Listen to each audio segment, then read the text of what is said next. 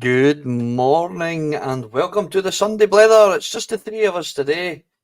As you can see, the judge has not managed to make it with us today, and I think he was saying, Phil, that he might not be available for a couple of weeks.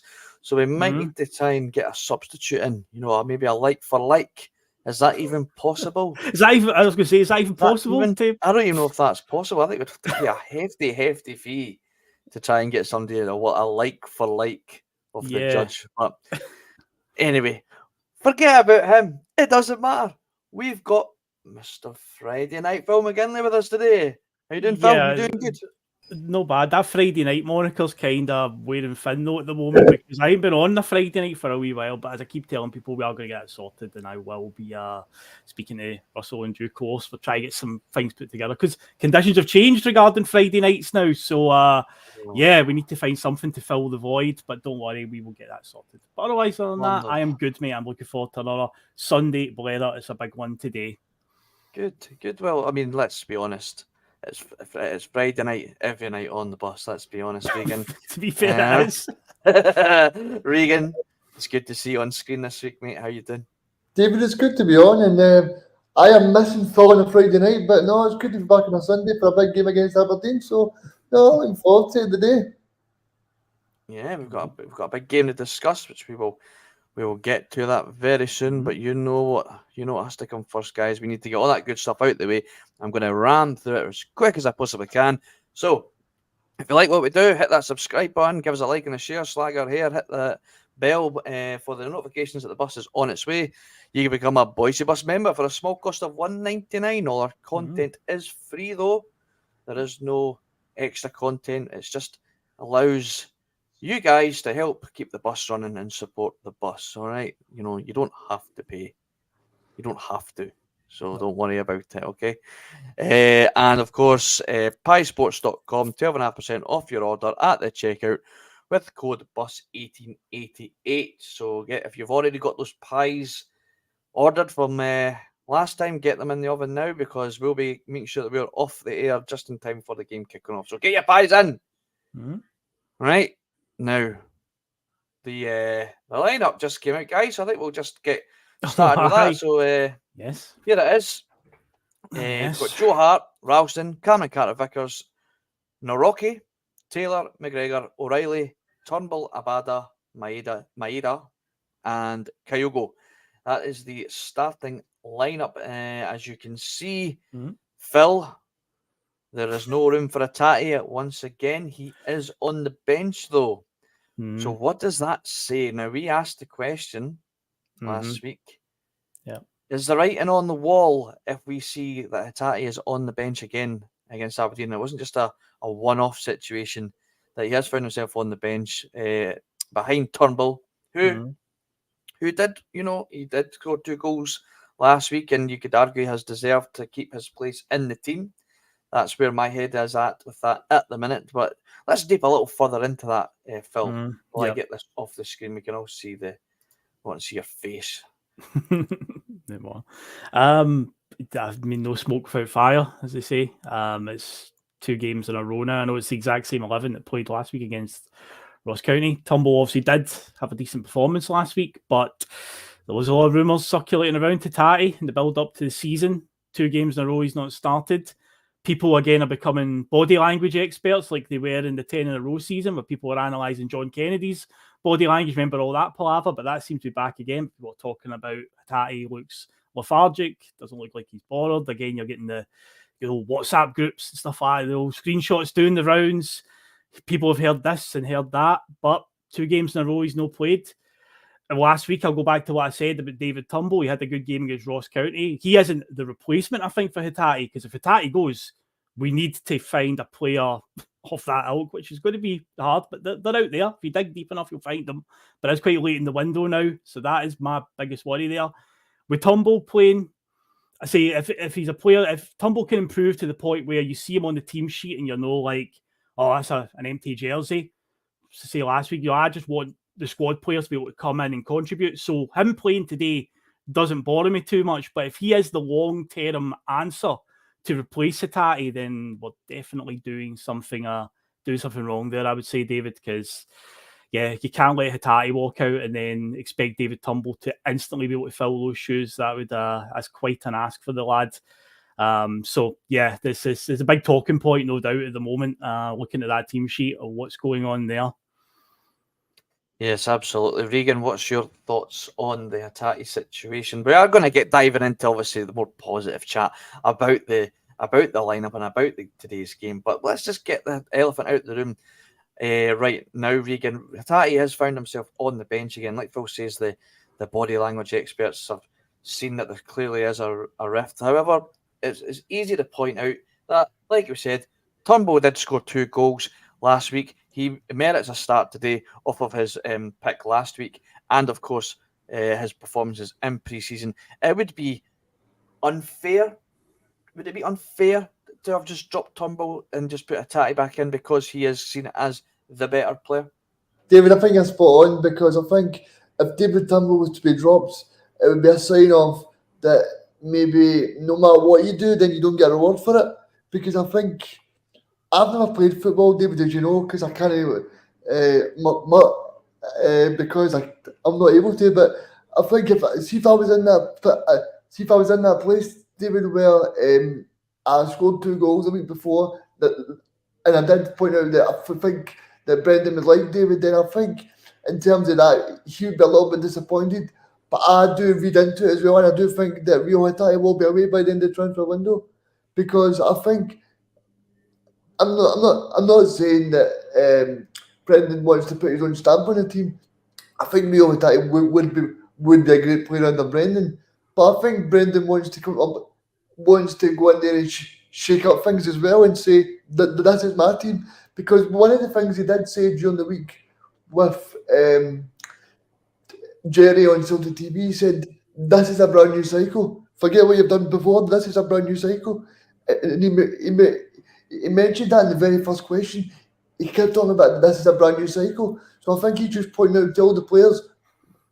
I don't think it matters that much to Brendan what you did in the past. It matters what you're doing now. Do you think it should though, Regan? Do you think it's maybe a little, I won't say naive or disrespectful, but I don't even know what the word I'm looking for is, like, but they're not even to consider what a player has done last season, like to completely wipe the slate clean. I almost understand it when it comes to a player that's perhaps not performed well, and you can put into the narrative there, or you could look into it more and go, right, you didn't play well because of X, Y, and Z, playing in the wrong position, maybe not favoured over other players.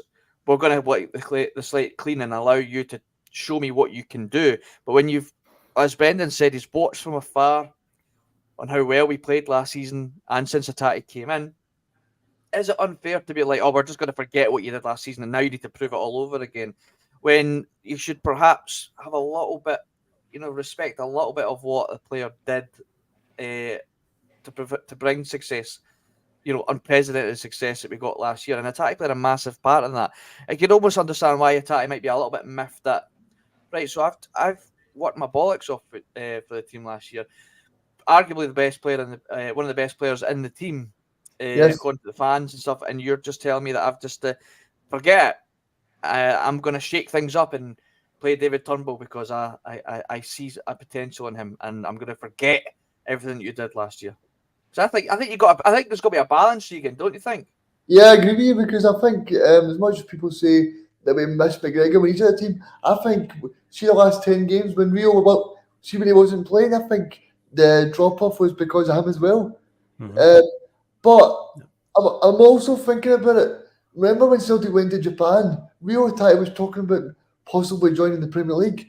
Maybe that's kind of played into it as well, where he's kind of thinking about it, because if you take Kyogo, for example, Kyogo never spoke about the Premier League. He spoke about Celtic and what he was going to achieve there, but Rio wanted to keep talking about moving on to a bigger league, a better league, and trying to improve himself.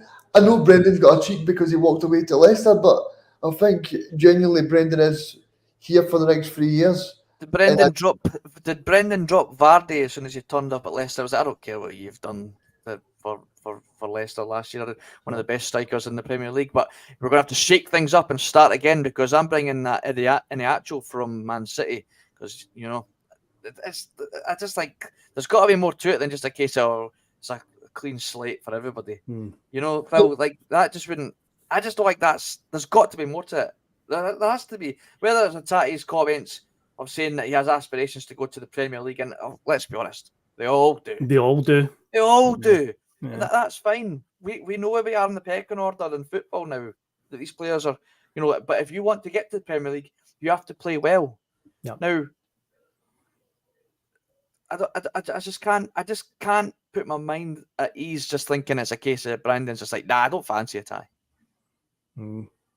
Yeah, there's a bit of a mix. I mean, looking in the comments right now, what's came in the last 5 minutes or so, there is a bit of a mix one where some people are saying, well, Turnbull played well last week. You know, you can't drop him. And even Bhoycie was in the chat and said that about he just showing some loyalty there because O'Reilly played well last week and so did Turnbull. They were the two standouts and they stayed in. But yeah, with Hatate, there's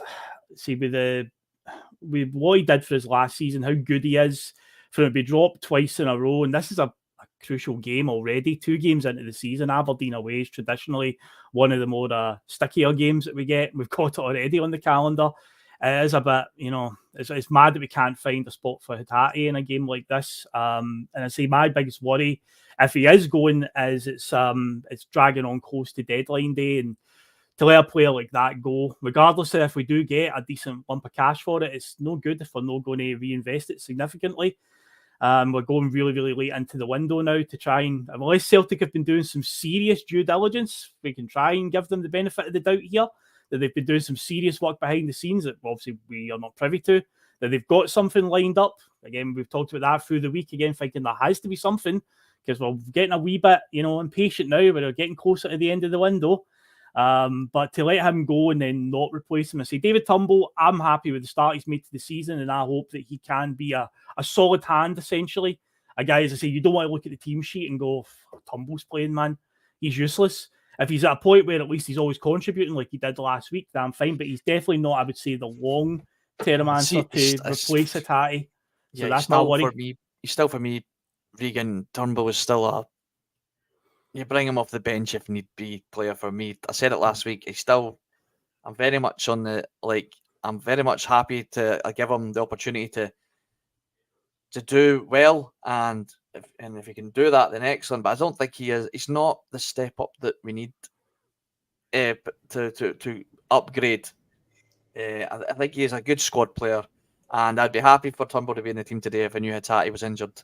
But to start over him, Regan, you'll be able to tell us, because you support Spurs as well. Has there been any indication in any Spurs chat that Ange would be looking to try and get Hatate? Has there been any rumour? Because I don't know of any teams that are actually being linked with him. I know there was the links to Saudi when Jota left, but that was rubbish by his agent. He's mentioned he wants the Premier League. If I'm being honest, Regan, when the Wolves game, when we were playing against Wolves, I reckon it'll be somebody like Wolves that will come in for him. But has there been any indication that Spurs would be interested? No. Do you know where I think he'll go? Brighton, because they're getting rid of Caicedo for 115 million to Chelsea today. So you're talking about that money, and also he's been linked with them before. And also, if you look at it as well, he plays the brand of football that their manager wants to play, and the director of football is a former Scotland and Rangers player, David Weir. So I'm sure David would be aware of the Scottish market as well. So that would be the more probable option for me, probably, is Brighton.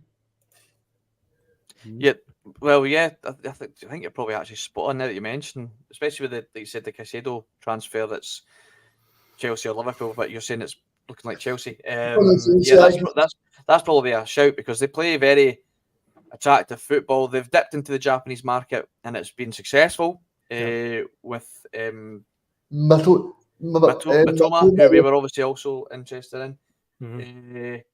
So yeah, I think you're in for a shout. Now let's have a look at this lineup again. It's now if you've got Sky Sports on in the background, you'll see that the Aberdeen lineup has just been put up on the telly. We can bring this back up so we can all have a wee look. See, No. Are you happy to see Naroki back in? Obviously, Starfelt is away. I think he shown last week, obviously early days yet though, that he is a suitable replacement. Phil, you happy to see him back in the team, and what are you expecting? How's he going to get on with the likes of Duke up front today?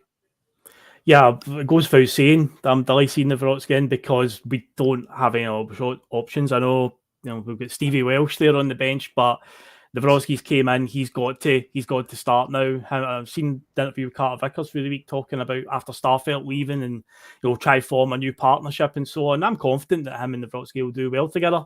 I mean, to play alongside Carter Vickers, he is easily the best, centre back that we've had since Virgil van Dijk was here. I think he can play alongside anybody, so I'm looking forward to the two working together. But yeah, we do need another option there because if one of them gets injured or suspended, of course, we are looking at Stevie Welsh or even the bold Kobayashi, although I think that's likely he won't be there. Although there is talk that Lager Bielka, I believe is how we pronounced it on Tuesday night.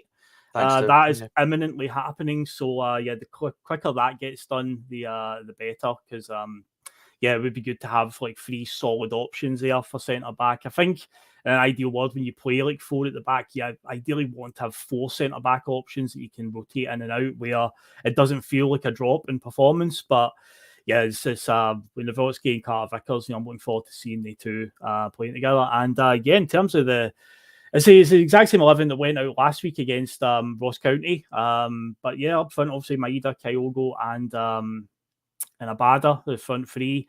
Obviously, with O dropping out with an injury, that leaves a bit of a problem if we're having a bit of a dilemma in front of goal today. One of those days where it's just not going the back of the net.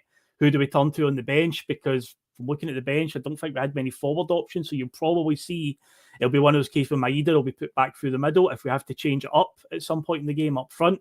Because, we don't have Owen. We still haven't signed another striker. And from what I saw on the bench there wasn't anybody from the B team that was put in there because Haksabanovic is on the bench. So hopefully today, when chances do come, we don't fluff them. We just put them away and we don't get to a point late in the game. Like the game we played at Pittodrie at the turn of the year, just after the World Cup, where it was 0-0 to the 87th minute.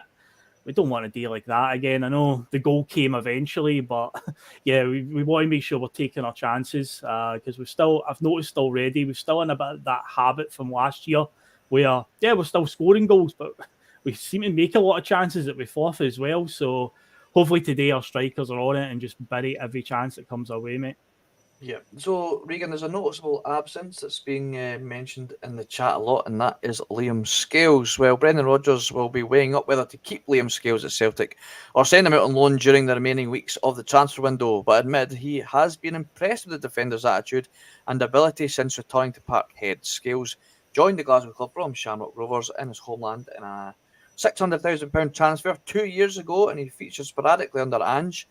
During his debut season, however, the versatile player went out on loan to Aberdeen, who the treble winners play in their second King's Premiership, which we're about to watch later on. Okay, now, the Republic of Ireland internationalist who played at both centre-half and full-back for Aberdeen was not in the Celtic squad last week, and he is not in the squad again today. Now, what does that say to you, Riegers?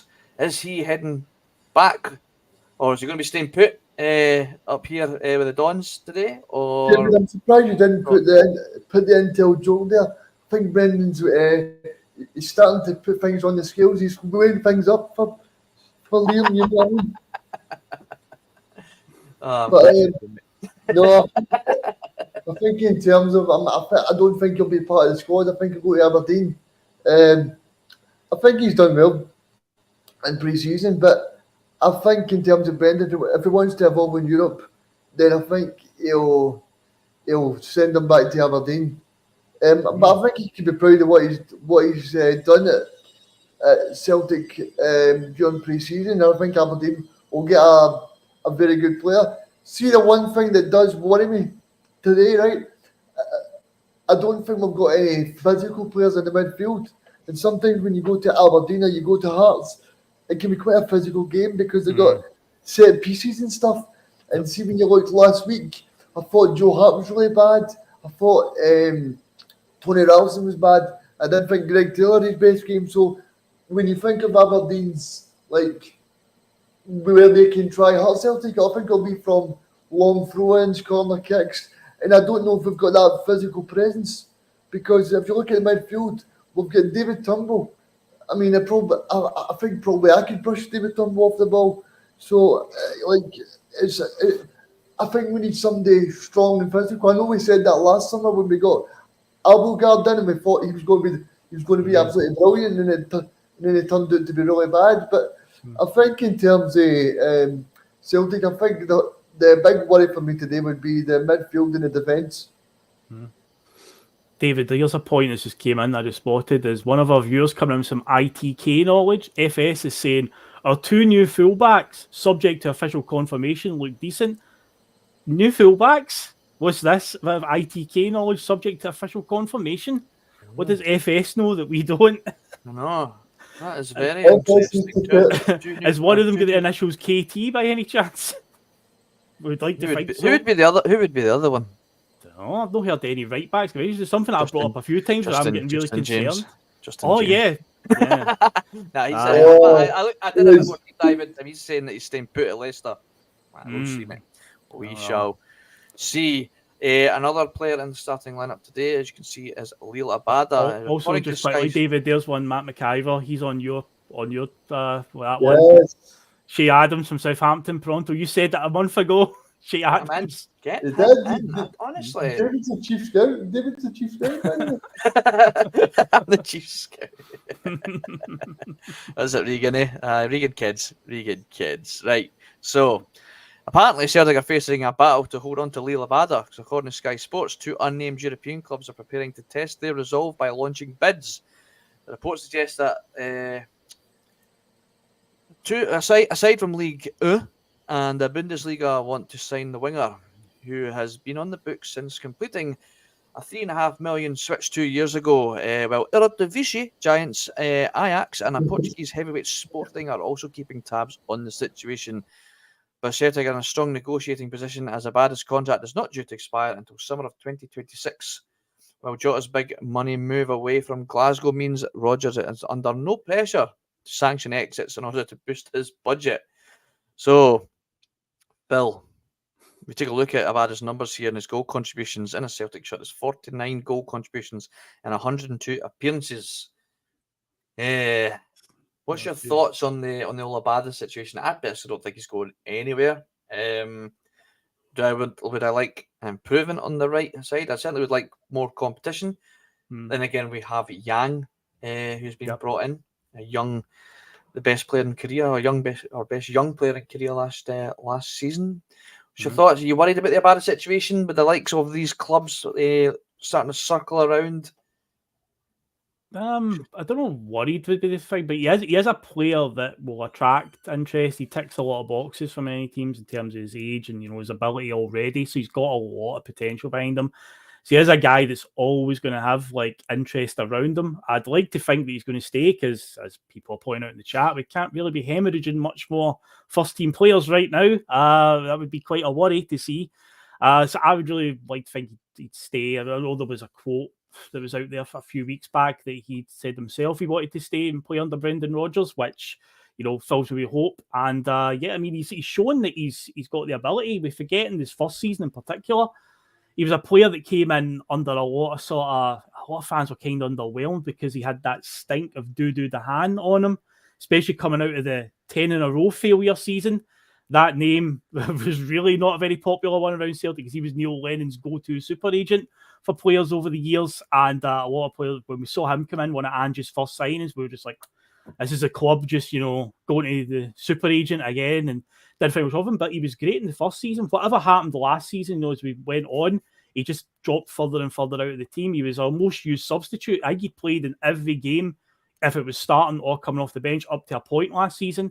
And then it was just a case of he just was getting more limited game time, and it just stifles his development. He's a good player. He's clearly got the ability, and I'm excited to see what he'll do. I really, really hope he isn't going to leave, because as I say, we can't be hemorrhaging many more big players at this point in time. Really, we need to stop massively, start bringing some more in at this stage. David Kelly, I really wish you'd stop sitting on the fence and let us know how you really feel, mate. Yes. I say that Awata's was Awata not the player of the year in Japan as well? So let's not use that as a guide. As a guide for a player. Well, Yang was in Korea, so I'm not using that as a guide. But only having fun, David. Relax, it's cool. We're all having fun here.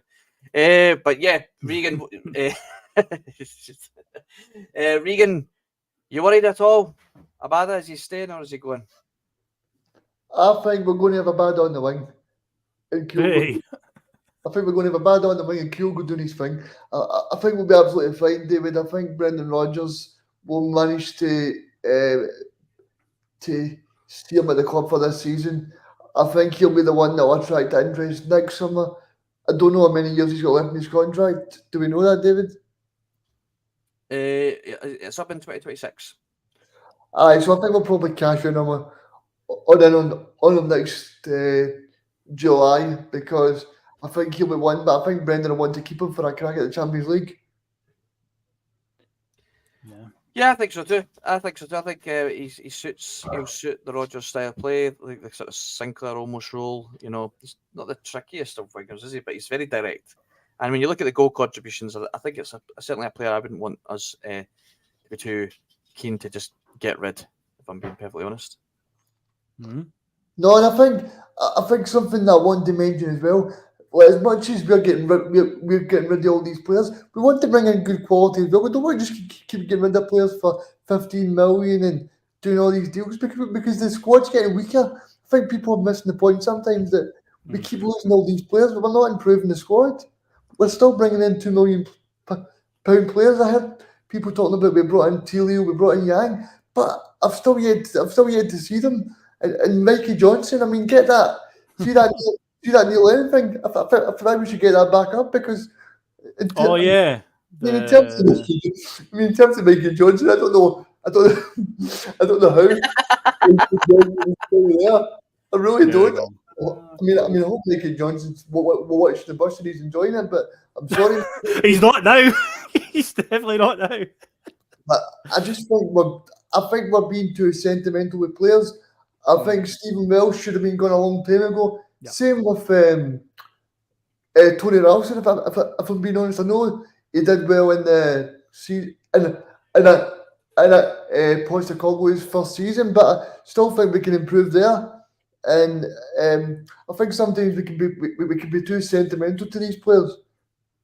Right. Well, let's look at the transfer window so far. Right. Okay. Let's see what because obviously you mentioned that we're weaker, Regan, and there's a lot of people obviously agree with that narrative.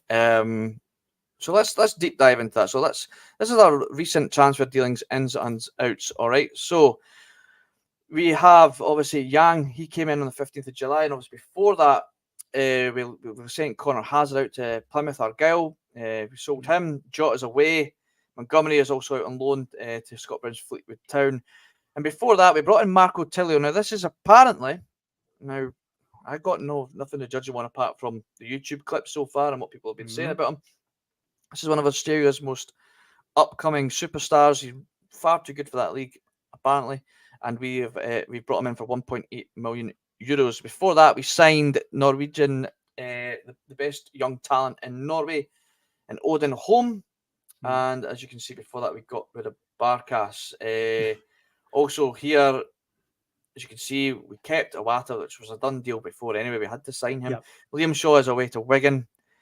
Kwon, well, jury's still out on him. Urigidi, he's Ofsky. And obviously we brought in Polish centre-half Norelki.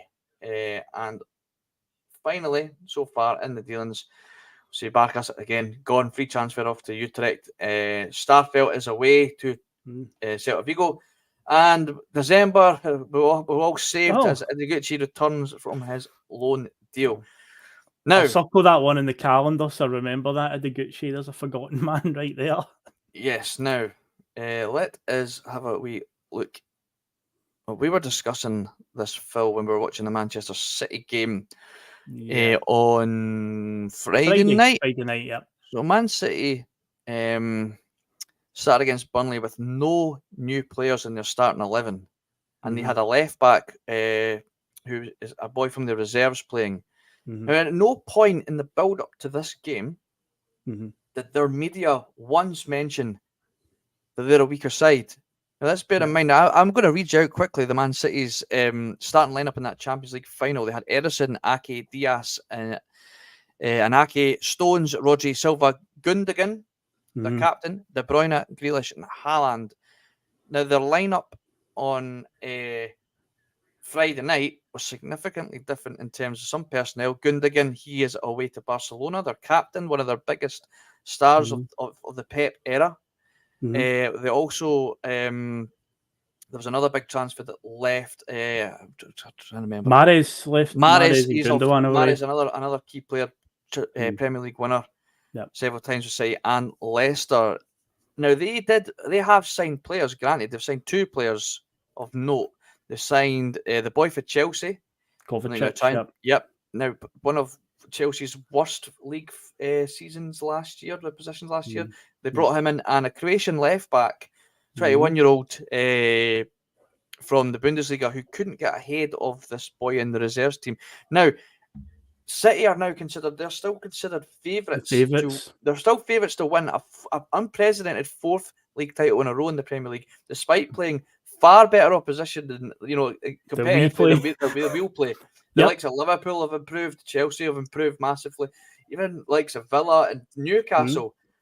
But no point is the media spun any sort of they're weaker now because they've got rid of two of their main players and not really made that much going on in the transfers incomings. But there's still obviously when to get now. Obviously, it's very difficult to compare the two in terms of quality, obviously. But the point I'm making is how quickly the media have jumped on the Celtic are weaker because we've sold Jota and we've sold Starfield. Ignoring the fact now they are unproven, like many of our star players when Ange brought them in. The young player of the year in Korea, the young player of the year in Norway, Australia. Getting a lot of our guys, our main players, to sign new contracts, and this has been touted in the comments. And you're all welcome to the opinion. Obviously, you can tell me I'm talking shite, as most of you do it most weeks. But the media, the spin is that we are weaker. Yeah, we brought in a Polish centre half that for the same amount of money as we paid for Starfelt, who looks comfortable so far and has a good pedigree. And there's the window. It's a shame the window's shut. Oh no, wait, there's still 2 weeks, so we've still got time to bring in just enough. These other sidings. So the point I'm trying to make is I don't see the English media trying to spin that the best team in their country is now weaker because they've lost 2 players and not really improved. When you see the starting 11, at what point did you think this season that when you see that City starting 11 the first day of the season, there'd be no new signings in that lineup and a reserve left back? When you look at it, Celtic, our point of view, there's no new players and we've got Ralston at right back. It's proper panic stations. There's still time yet. That's what I'm trying to put a positive spin on this. Let's not read into too much of what the media want to spin on it, because you like your Kenny Millers and all that. They're proper pushing the narrative that we're weaker. And I think it's safe to say City spent over 100 million yesterday with Kelly. They also got rid of 22 players as well. It's apples and oranges we're talking about. Obviously the Murray's City are the top team in their country. They're the top team in their country. We're the top team in our country, and we're considered weaker with our transfer dealings when there's still plenty of time yet. That's all I'm saying. Phil, am I just talking piss here? Am I talking nonsense? Probably. What's your thoughts? Am I totally off the base with that? No, there's a fair enough comparison there, because domestically for Celtic, I have no worries at all. Like right now, look at what we play. As you say, there, Man City play against much better teams than we play against on a weekly basis. So the sort of the dynamics for their games are going to be a bit different. But for us, Aberdeen, Motherwell, St Mirren, and all that, am I worried about them? No. I think the thing that's got people panicking more is the words about Europe, that we need to, the European thing is obviously what we're concentrating on. And are we equipped for Europe? Well, that's a different argument. Not really. Yeah, but then again, last season we had Jota and we had Starfelt, and Hatate was playing in games and we get pumped there. And the season before we dropped into the Conference League and get beat by Bodo Glint.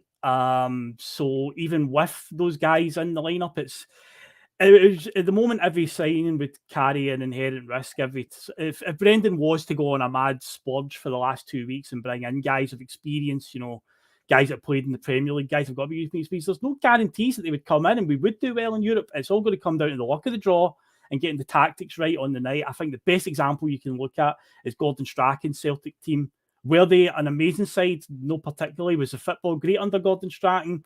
Far from it compared to Martin O'Neill, which of course came before it. But tactically, on a European night, nobody was coming to Celtic Park and messing with us. So that team, we had guys like Paul Telfer, 35-year-old that we brought in from Southampton, I believe, on a free transfer in the team, stuff like that. So, it's all about getting the tactics right on the night, and that's what it's going to come down to, Brendan. I know a lot of fans have still got a lot of PTSD from the last time Brendan was Celtic manager on his European nights and what happened there. But that'll take care of itself. When Europe comes along, we'll deal with that when we can. We'll see where we're at squad-wise, and if he gets it right on the night, we'll just need to wait and see. But domestically, right now, am I worried? And our starting 11, is it weaker than last season? Well, yeah, Jota and Starfelt and that are missing. But domestically, am I worried about anything? No, really. I still think when the dust settles at the end of the season, we'll still have the title and we'll still have won that. But yeah, it's that next progression. It's that next step, David, that fans want to see in Europe. And because the club have kind of put things out there about we want to take steps in Europe, people are worried that, we're not doing those signings that are going to bring them in, are going to make those results happen. So I think that's where it's coming from. Because I think if you ask most fans who are saying we are weaker, and then you ask them, well, do you think we'll win the league? They're probably still going to say, aye, we're going to win the league. So that's the key, because the title has to be won to get us into the Champions League. That is the key here. Because I think next season with the new format, I don't know, second place will have to go through more qualifiers, or because I don't know what the coefficient will be like and how it all works out. But obviously next season, 36-team Champions League, more games, more money. So you need to keep winning the league. So I say domestically, our starting 11, it's weaker than what it was last season, but does it worry me to the point where, we're playing teams like St Johnstone in that every week, Dundee? Am I worried? No, I still think we're strong enough to beat them.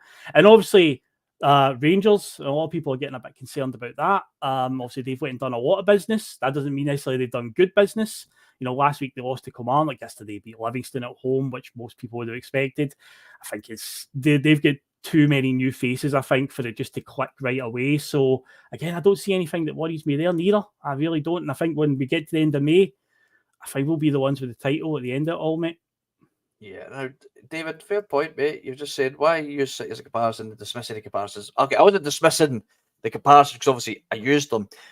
You're right, they spend 100 million, and obviously you're talking about their net spend. Well, I've just got it here. So City have allowed 85.3 million pounds worth of talent to leave, and they spent 119.1 million. So, yeah, by comparison, I've probably, as usual, done a terrible job.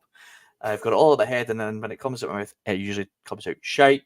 But what I was trying to get at was they are the best team in their country. They spend the most in their country. Yeah, than now anyway. And I was trying to obviously use us as that comparison. But fair enough, mate. You have slapped me down. Who needs the judge on when you can just have David Kelly in the comments to do so?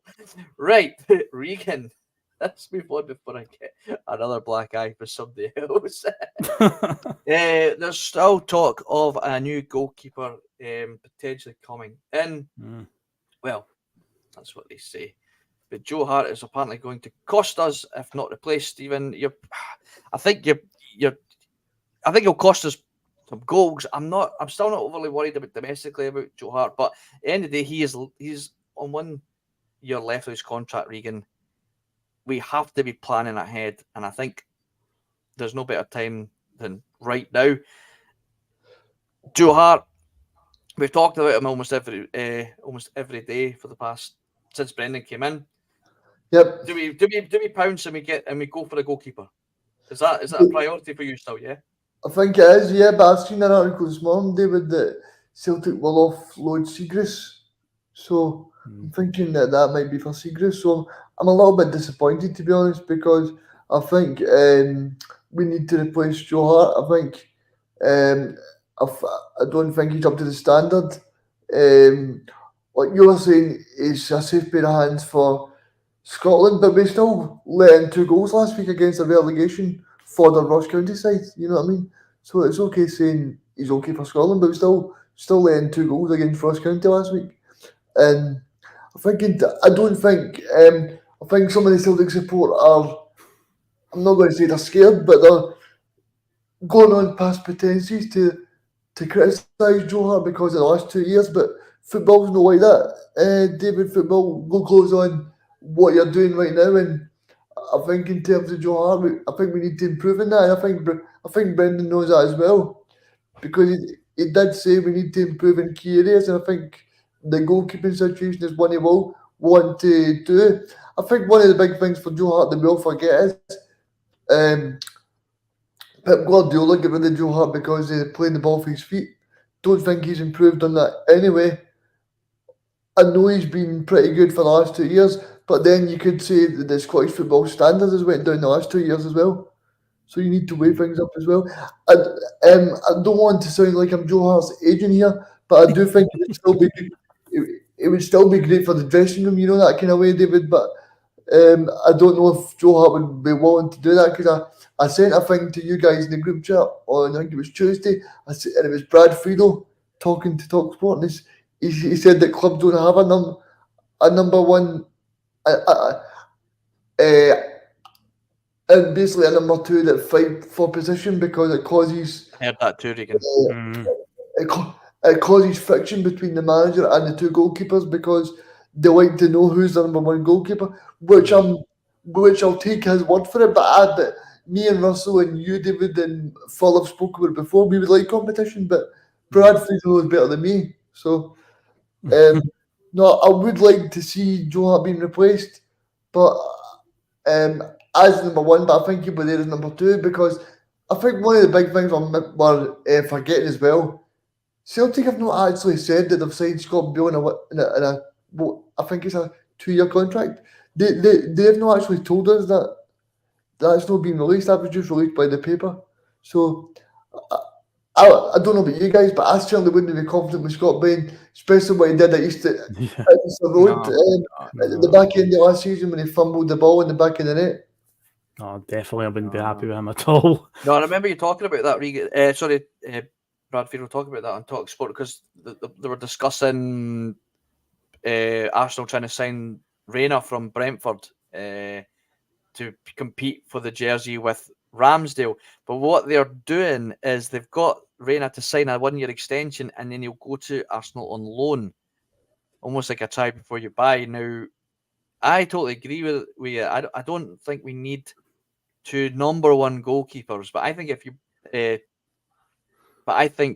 we can get a goalkeeper, I think if we bring in a new goalkeeper, he does become the undisputed number 1.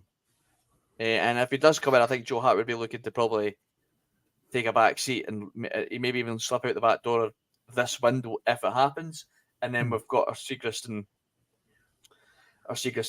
and Bain situation there. I don't see Hart wanting to be second fiddle. He's at the twilight of his career, and he'll be wanting to play. I think he'll be happy to go back down south and play in a lower league. He even said he would play Sunday league football just so he could play football at the point where he didn't expect, even before he even signed for us, because he was at that point now where he was just like, I just want to play. So if somebody comes in to take the gloves off him, I don't think he sticks around to be a presence in the dressing room. I just don't think he's up for that. There's a lot of talk about we should be offering him a coaching role and stuff. Again, I agree with that. It would be great to have a Joe Hart in a coaching role. I just don't think he would want to do that here. I think he'd probably find himself, if he was going to be a coaching role, he'd probably do it down south, probably closer to family and stuff. But no, I see him in goals again today. I'm not panicking, but I certainly think it's a position that we could look to improve on. But we shall see. It's a new system that people are all trying to get used to. I think the little lack of concentration last week, a bit unlucky with obviously the own goal. I mean, that moment where he looked like he maybe fouled the boy, that was also a terrible back pass for Anthony Ralston. That also doesn't seem to be getting picked up as much. People keep saying, Hart was terrible there. It was quite a woeful back pass. And if I remember right, him and Carter Vickers, both Hart Carter Vickers, were both maybe going to go for it, and Carter Vickers didn't go for it, and it just turned into a whole smash. Just a whole communication in the back. And there's a lot of things that went wrong in that moment there. But in terms of like keeping the ball at the net, I still think, as a shot stopper, he's fine. But Brendan, going by just watching last week, and Ange clearly liked the ball getting played back to the keeper and starting out for there. But I thought last week we were really aggressive on the whole back passes to the goalkeeper, to the point where you're like, oh, stop, pass it back to him, please. Stop giving it to his feet. Stop it. Because that's clearly his one weakness. Because I think in terms of stopping shots, he's still got those big saves in him from time to time. So he still does that job. But if Brendan wants a goalkeeper that's going to play out from the back as part of his system being a key, and judging on last week, we were doing that a lot, then I think Joe Hart's not the long-term answer. And of course, Pep did get rid of Joe Hart right away. So he became Man City manager for that exact reason, because that's what he can't do very well. I got a question to the viewers as well as you, Regan. Now, we have seen what Rodgers has said about the sort of how the transfer scouting is sort of working between Celtic and Rodgers. We want to see a Rodgers signing, right? Like, we want a one that's clearly been a Rodgers signing. But we've been hearing a lot that he's quite happy to work with the way that we're now doing our transfer dealings and identifying players, and he kind of signs off on it. A lot of people in the chat are saying, and I totally agree with them, by the way, that Rodgers hasn't shown much sign of being able to sign a decent goalkeeper.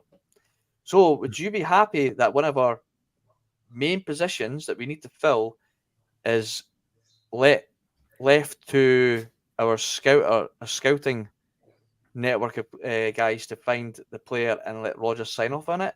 Or would you be more wanting to see a Rodgers? No, but I want to see Rodgers identify a player that he wants, that he's identified. Because it's a total balance in that, doesn't it? Because, like I said, I want that signing that we can go, that's a Rodgers, that is a Rodgers guy. Yeah, well, but at the same time, you flip and go, but he's just can't. He's yet to identify a decent goalkeeper. Yeah, that's true, David. But also, you need to remember that Ange Postecoglou didn't identify Joe Hart with Celtic. I know that for a fact because I know that Neil Lennon was offered Joe Hart on the COVID season. Yep. With Barkas. But Celtic said that they were impressed with Barkas' showing in the Champions League. So that's why they went for Barkas.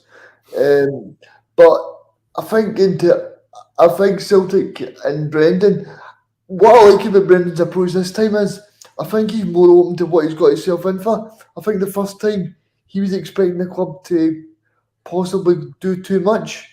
He was expecting the club to sign a couple of players at maybe 15 million quid, I think. But I think now he's getting used to the fact that, right, we're going to sign players for 4 and 5 and develop and see how we get on. Because one of the things he did say to Jerry, he says, I'm my best when I'm coaching the players.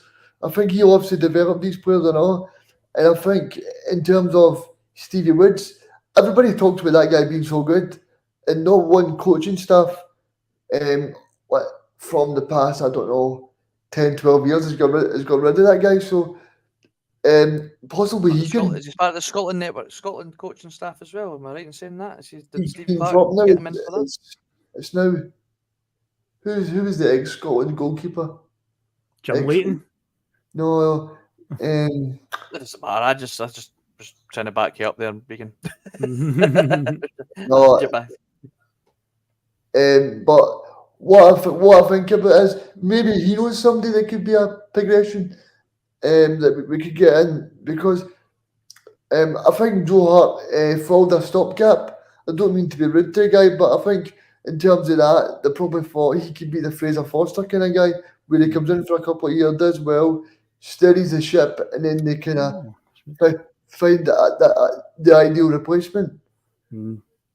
Yeah, the signing of Joe Hart, if you remember, came just after we lost to Hearts on the opening day of the season, Range, and there was a real outcry from fans saying, where are the signings? And we signed Joe Hart and James McCarthy on the same day, and you knew then it was 2 stopgap signings just to basically, one, appease fans that were doing some deals and to get some bodies in because the squad was so ravaged at that point.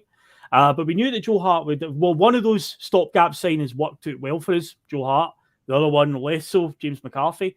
But no, Hearts definitely, it's getting to the point now where we need to be looking at another option. See that guy that me and you were talking about, David, a few months ago. Schmeichel's now in talks with Chelsea. Is to be number 2. I think that's a sensible move for Chelsea. You're getting a guy that's a capable goalkeeper that's very aware that he's not going to be getting ahead of their number 1. I did before I found out he was actually older than Joe Hart. I've cooled off on the Schmeichel chat. I actually thought he was younger than Joe Hart by a couple of years, but he's actually older.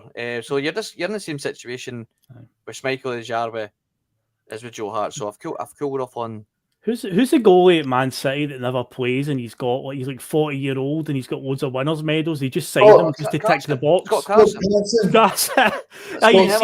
You see him in the background of these documentaries and stuff. He's like there at the team talks and in the dressing room and all that, and he's like he never plays a game and he's got Champions League winners medals and Premier League winners medals and he never plays. He's there just because they need an English player to tick the box for the UEFA registration for homegrown players. Every goalkeeper that I've mentioned that I'd like Celtic to at least ask the question of, I've all moved on. That's the Turner away to Forest. You did mention. But the Croatian guy going for him. Well, Brown Warriors saying that the Croatian keeper still hasn't signed for anyone. So Livakovic, could he be? He could be. Somebody was saying something about they get Champions League qualifiers. Did they get by AEK Athens, or are they still? And they only played the first leg? Because I know they were playing Athens, but I don't know if that was the previous round or this round. I don't know. I honestly no idea. But yeah, he's still obviously a person of interest. He's very intriguing. A lot of questions last week were, what's the head up to? Probably weighing up a move to Saudi. I think Madrid are interested in getting him as a sort of second choice. Tell you what, I said I would love. I would take David De Gea. Obviously, his wages would be a ridiculous obstacle, so that's never going to happen. But a lot of people thought he's past his best, which he probably is, but he certainly was still one of the best. He kept Man United in a lot of games last year. But nah, I don't think we'll be getting David De Gea. I can't wait for Roy Keane to do a Celtic game. That's his job. It's his job. I mean, it's going to be good. It's going to be great. Oh God. Right. Well, I've made this deliberately a shorter episode today to get you guys ready for for the game. I've ran out of content, guys. I know. I tried to think ahead, but then we started a little earlier. So yeah, I've got one question, but bash on. Give us some content, Regan. I know we usually go up to Aberdeen and get a pretty good result, but I think this could be a tough test today because Aberdeen they finished the season pretty well. They beat Rangers 2-0, and they're playing well. They've got a really good front line. They signed that Clarkson permanently from I think it was the English Premier League, and then they also they've kept their 2 best players in Miovski and Duke. So I think they could be a wee bit scary today. Cheers for ending the show on a damp, Regan. I appreciate that, mate. No, I just mean because I think we usually go up to Aberdeen and do well, which I hope we do. But I think this could be a tough test today because Aberdeen, I think, even by Robson come in, I think they won 7 out of 9 games when he come in. Barry Robson's certainly done a good job since he came in. I mean, when you saw how poor Aberdeen were and when they got scudded off that non-league side, no way did you think they were going to end up finishing 3rd last year.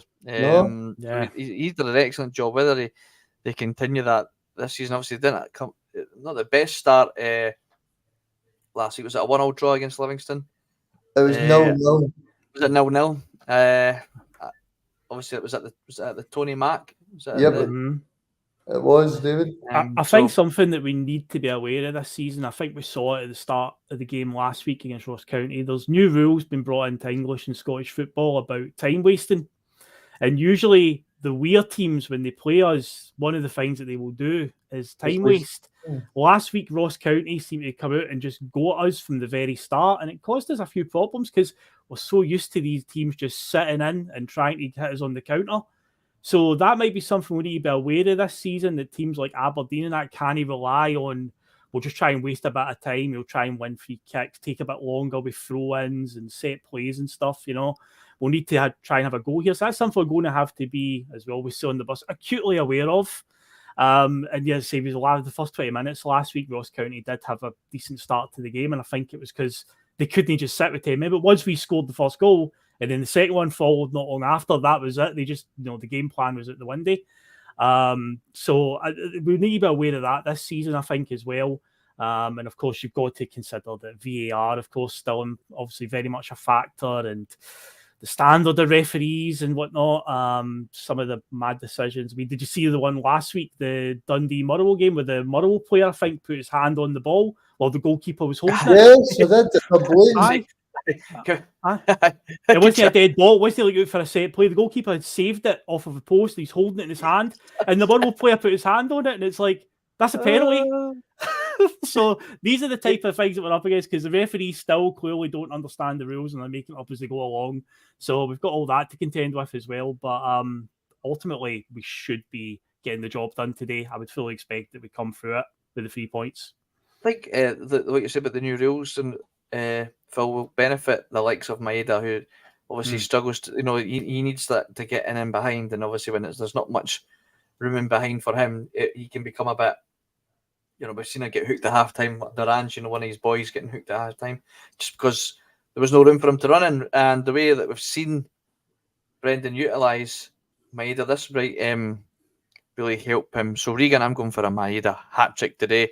I will keep saying it until it happens. And the only time I didn't say it was in pre-season.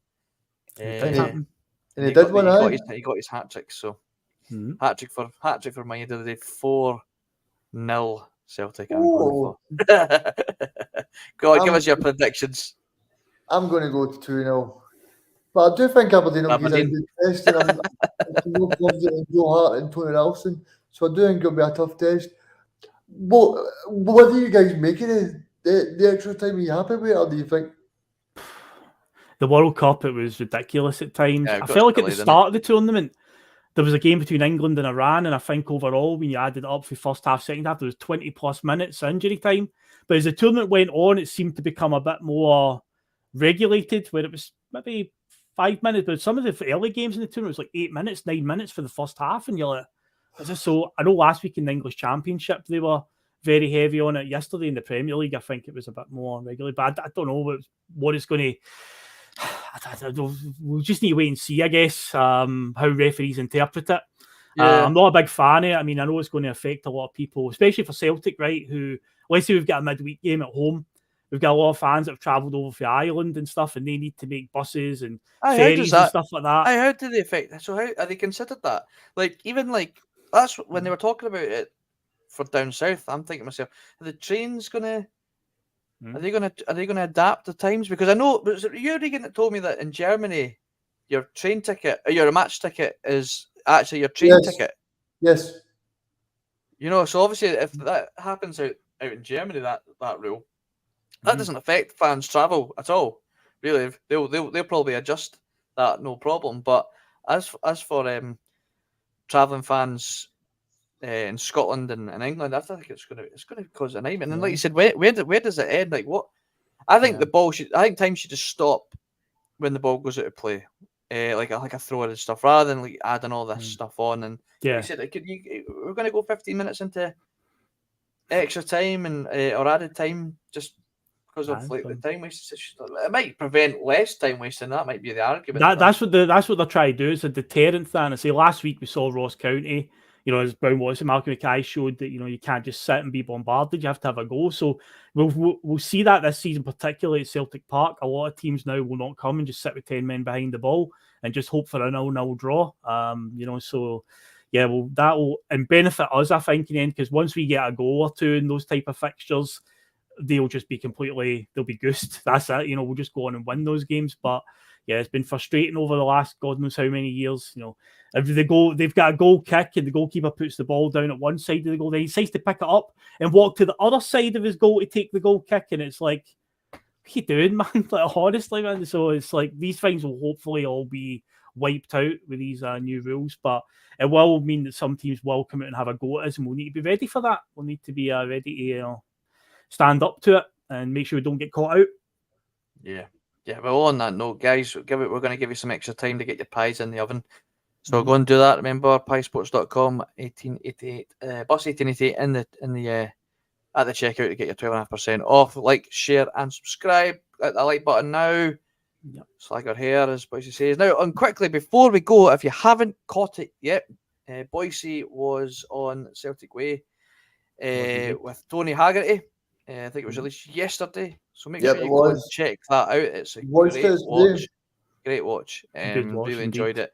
Tony's a great guy and obviously a brilliant interviewer. And of course, when you're interviewing Bhoycie, you know what you're going to get. Plenty of Celtic chat, plenty of laughs. So make sure you check that out. And quickly, before we go, guys, my dad, who is in Lincoln, he was at Martin O'Neill, a night with Martin O'Neill in Lincoln, and he bumped into a bus listener, Graham. He said he was a big fan of the bus and said we'd give him a wee shout out. So cheers for that, Graham. My dad enjoyed meeting you and having a chat with you. And when my dad comes on, I'm sure he's got plenty of stories to tell of the Martin O'Neill night. But yep, that's your caught up. Now we're going to be back on for the post-match pish. Phil, with yourself. And me and I believe Liam's coming on as well. I saw Liam saying this morning. So I don't know what time, and we're back at 5 a.m. or whatever in Canada, but he'll be on.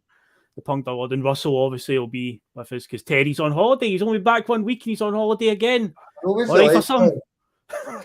But it's his job. It's his job. It's his job. Exactly. So you're on the podcast still anyway, Phil. You're on the podcast still. I know. I need to get the vodka out and stuff like that. Argue with Russell on camera. But I will be back for PMP after. So hopefully we'll be back to talk about a good result for Celtic and another 3 points in the bag. So yeah, we better get going because the game kicks off in less than 10 minutes, guys. So get your pies now, guys. Take care. Thanks. Bye. Cheers, guys.